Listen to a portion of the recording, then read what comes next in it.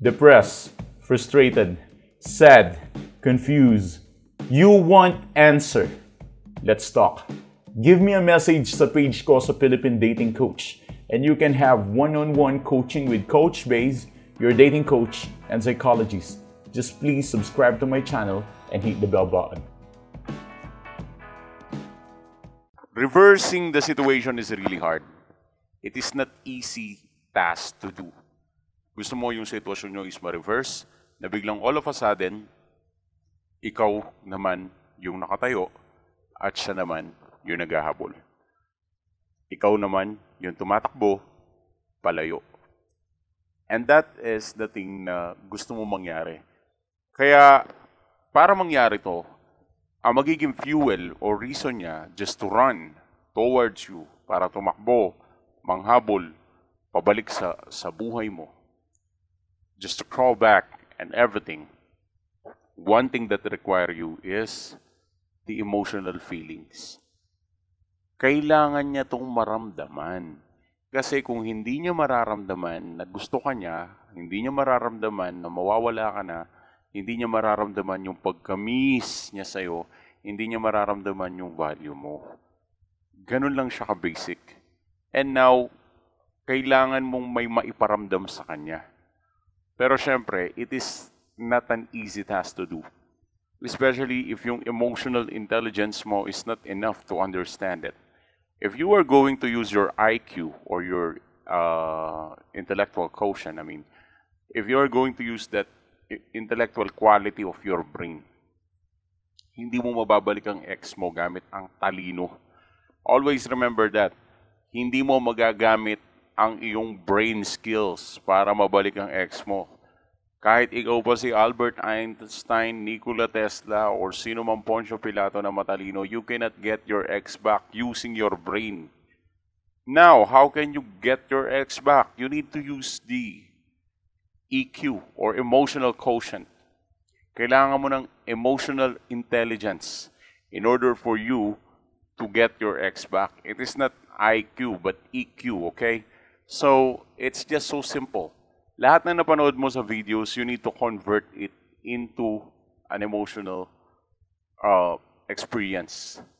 Kailangan ma-experience ng ex mo. Maramdaman niya yung mga sinabi ko kanina.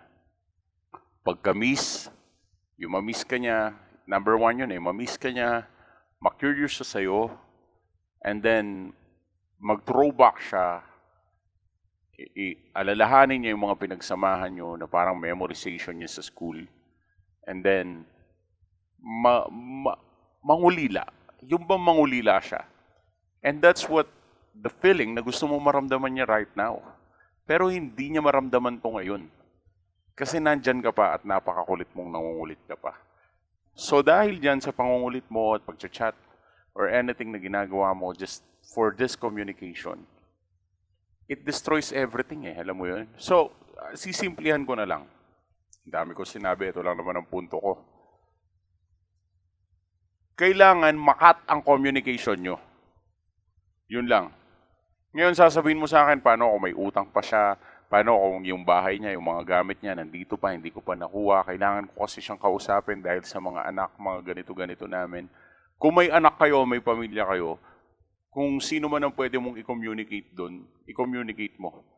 Ang ibig ko sabihin, kung zero choice ka at siya na lang ang option na available, di mag-reach out ka. Wala tayong magagawa, kailangan nyo mag-usap kasi para sa mga bata Kung siya lang ang available.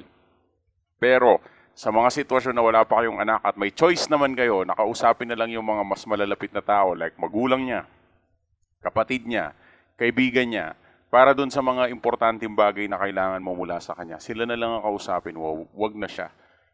Therefore, if you need the necessary access, talk to those people na maaasahan mo na mabibigay yung access na kailangan mo sa kanya. Sila yung kausapin mo para makuha mo yung gusto mo.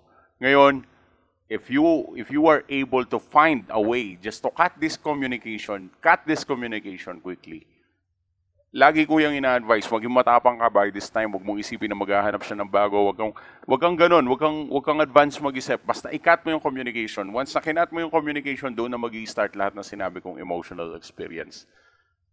i-cut mo ang communication. Ngayon, kung sasabihin mo, Coach, binlock na niya ako, paano ko pa i-cut? Mas maganda, mas good.